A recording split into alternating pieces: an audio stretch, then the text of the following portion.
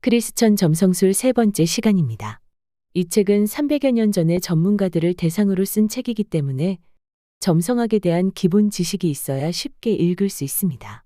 점성학을 처음 접하시는 시청자께서는 이 채널의 점성학 프로 시리즈와 별들이 메시지 시리즈를 한번 보신 후에 이 영상을 시청해 주셨으면 합니다.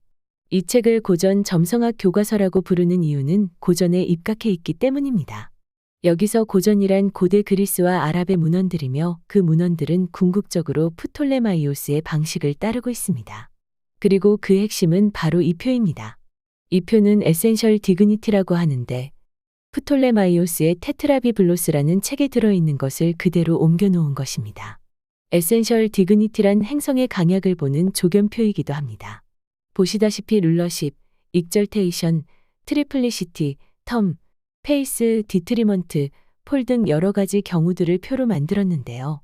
가령 화성이 양자리에 있으면 룰러십을 얻고 염소 자리에 있으면 익절테이션으로서 아주 강해집니다. 반면 화성이 황소 자리에 있으면 디트리먼트로서 기능이 떨어지면서 힘이 약해지죠. 이렇게 행성의 강약을 판단하는 것은 고전 점성학의 가장 큰 특징입니다. 윌리엄 릴리가 실제 천궁도를 보며 풀이하는 글을 잘 읽어보면 행성들의 강약을 따지는 과정에 많은 시간을 소요하고 있습니다. 이유는 특정 사안을 볼 때 그 사안을 나타내는 행성이 강해야 일이 성취되기 때문입니다. 아무리 좋은 기회가 와도 행성이 약하면 일이 성사되기 힘들죠. 행성의 강약은 왜 중요한 것일까요? 강하다는 것은 사람들의 지지를 받는지, 의도가 옳은지, 시기적절한지 모든 것을 종합적으로 평가한 성적표로 이해해야 합니다. 욕심이 과하거나 나쁜 일을 일삼는 사람들은 어떻게든 막무가내로 일을 성사시키려 하지만 종합적인 성적표가 안 좋기 때문에 그 결과는 실패와 망신으로 돌아올 수 있습니다. 그런데 그 판단 기준은 바로 이 표가 됩니다. 룰러십은 자기가 지배하는 사인에 있을 경우를 의미하며 품위 획득이라고 합니다. 그 반대는 폴로서 품위 상실이라고 합니다. 그리고 익젤테이션은 자기에게 가장 호의적인 사인에 있는 경우로서 기능항진이라고 하죠. 그 반대는 디트리먼트로서 기능저하라고 합니다. 의미만 봐도 성적표가 좋겠다 나쁘겠다를 금방 알 수 있습니다. 윌리엄 릴리는 이러한 강약 계산을 편하게 하기 위해 각 항목마다 -6에서 +5까지 점수를 매기는 자신만의 방식을 사용합니다. 룰러십은 +5점, 익젤테이션은 +4점, 디트리먼트는 -6점, 폴은 -4점입니다. 그 다음 트리플리시티가 있는데요. 트리플리시티란 트리플, 즉 세 개가 한 쌍이라는 의미이지요. 사인마다 화, 토, 공, 수 등 원소의 성질이 정해져 있는데 3개씩 같은 원소의 성질을 가지고 있기 때문에 그런 명칭으로 부른 것입니다.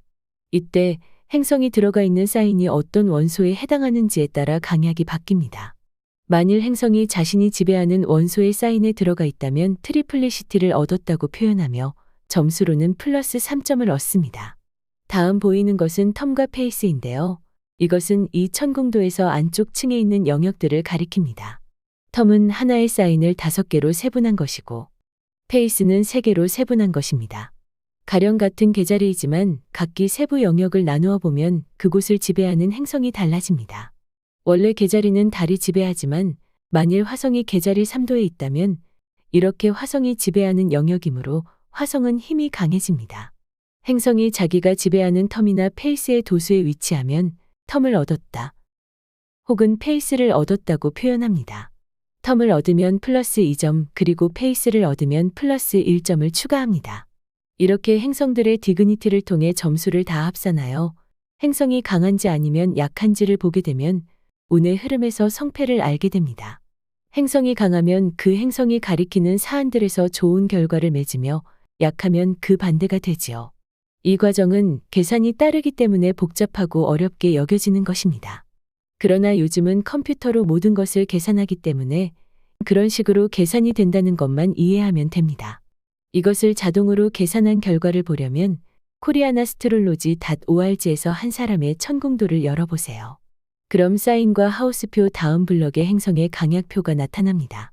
보시다시피 행성별로 하우스와 디그니티 상태를 한눈에 볼 수 있으며 그 끝에는 합산한 점수가 나옵니다. 그러면 행성별로 힘이 센지 약한지를 알 수 있게 됩니다. 이 점수는 천궁도를 보면서 어떤 일의 성패를 판단할 때 참고가 되는 자료가 됩니다. 참고로 최종 점수에는 에센셜 디그니티 말고도 우발적인 다양한 변수들의 점수도 추가해야 합니다. 우발적인 요소들을 에센셜의 반대말로 액시덴탈이란 말을 써서 액시덴탈 포티튜드라고도 부르는데요. 가령 하우스가 앵글하우스에 있느냐, 순행이냐, 역행이냐, 속도가 빠르냐 느리냐, 오리엔트 위상이냐, 옥시덴트 위상이냐, 달이 차오르냐 이지러지느냐, 컨버스트나 언더 선빔 상태이냐, 카즈미 상태이냐 등 매우 많습니다. 그 모든 것들 가운데 점성가들에 따라 중요하게 보는 것이 다른데 이 중 하우스는 필수적이고 모두가 중요하게 보고 있습니다.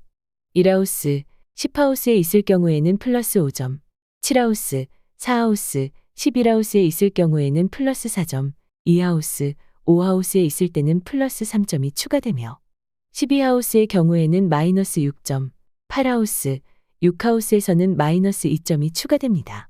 지금 보시는 표에서는 하우스의 점수도 반영한 값을 표시합니다. 그리고 이 표 아래를 보면 하우스 시스템을 변경할 수 있는 버튼이 있습니다. 기본적으로는 현대식 하우스 시스템의 하나인 플라시두스 시스템으로 출력되지만 전문가들에 따라 고대 방식의 홀사인 시스템을 참고하는 경우도 있습니다.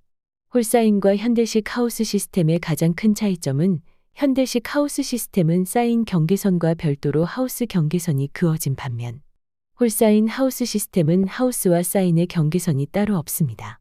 홀사인은 하우스의 시작점이 걸려있는 사인 영역을 곧 하우스의 영역으로 보기 때문입니다. 반면 현대식 플라시두스 시스템은 쿼드런트 방식이라고 해서 천공도를 상승점과 중천점을 기준으로 수평과 수직으로 나눈 후 각 영역을 3등분한 것입니다. 여기서 쿼드런트란 사분면이라는 의미입니다. 홀사인은 헬레니즘 시대에 사용되다가 중세시대 이후로는 사용되지 않았다고 알려져 있습니다. 그리고 헬레니즘 시대에도 홀사인은 주로 하우스가 가리키는 인생 분야를 볼 때만 사용됐고 행성의 강약을 볼 때는 쿼드런트 방식을 사용했다고 합니다. 그리고 릴리의 책을 잘 보면 거기서 쓰는 하우스 시스템은 홀사인이 아니고 쿼드런트 방식입니다. 이렇게 에센셜 디그니티와 하우스표를 보고 점수를 뽑는 방법을 이해했다면 이미 고전 점성학의 어려운 관문 하나를 넘어섰다고 생각하셔도 됩니다. 고전 점성학의 예언 기능의 정확도는 행성의 상태를 어떻게 계산하느냐에 따라 달라집니다. 이러한 계산법은 그리스나 아랍은 물론 인도의 점성학에서도 유사하게 적용됩니다. 그리고 사주명리학에서 용신을 찾고 용신이 힘이 있다 없다를 판단하는 것도 이와 같은 맥락입니다. 제가 보기에 용신이라는 용어는 고전 점성학에서의 지표성과도 유사한 말 같습니다. 지표성이란 영어로 시그니피케이터라는 용어를 쓰며 어떤 사안이나 분야를 대표하는 행성을 의미합니다. 가령 나의 신체와 건강을 대표하는 지표성은 상승점의 지배행성이 될 것이고 질병을 가리키는 지표성은 6번째 하우스를 지배하는 행성으로 보는 것이 일반적입니다. 그래서 내 상승궁이 양자리라면 육체적 건강을 볼 때는 양자리의 지배행성인 화성이 지표성이 됩니다. 화성의 점수를 보면 건강의 기본적인 수준이 나옵니다. 반면 6번째 하우스가 처녀자리라면 처녀자리의 지배행성인 수성이 질병을 나타내는 지표성입니다. 질병의 지표성인 수성의 점수를 참고하여 질병의 가능성을 보는 것입니다. 이처럼 운세를 보고자 하는 분야의 지표성의 점수를 보면 가장 기본적인 상태를 쉽게 판단할 수 있는 것입니다. 이상 고전 점성학에서 가장 중요한 요소인 행성의 강약을 보는 법을 다루었는데요. 이것은 윌리엄 릴리의 점성학 책을 관통하는 가장 핵심적인 기법입니다. 이 책 속에서 천궁도 프리드를 읽어 나갈 때 이것을 염두에 두면 저자가 왜 그런 판단을 하는지를 쉽게 이해할 수 있게 됩니다. 오늘은 여기까지 하고 다음 시간에 뵙겠습니다. 감사합니다.